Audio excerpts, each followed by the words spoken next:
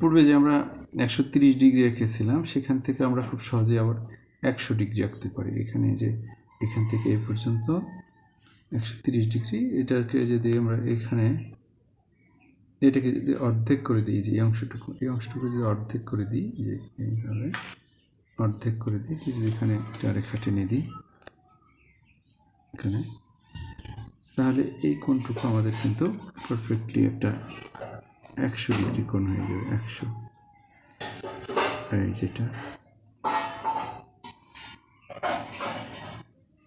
100 degree কোণ হয়ে যাবে এটা।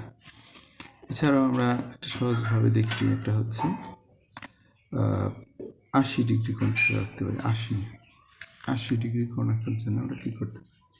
80 ডিগ্রি কোণ আঁকা আরও সহজ। এই যে আমরা একটা রেখাংশ নিলাম, এইখান থেকে একটু বড় করে নিই, এখান থেকে আবার পূর্বের মতোই একটা বৃত্তচাপ এঁকে নেব। নেওয়ার পর এখান থেকে একটা অংশ কেটে নেব, একটা। এটা আমাদের যে বিন্দুটা ছিল সেটা। এখন আমরা এখান থেকে এই পর্যন্ত ব্যাসার্ধ নেব, এই পর্যন্ত,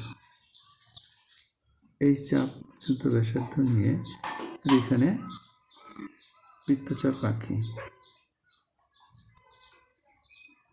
আর এটা যদি যোগ করে দিই, তাহলে এটা একটা আমাদের একটা 80 ডিগ্রি 80 ডিগ্রি কোণ তৈরি হয়ে যাবে। একটা 80 ডিগ্রি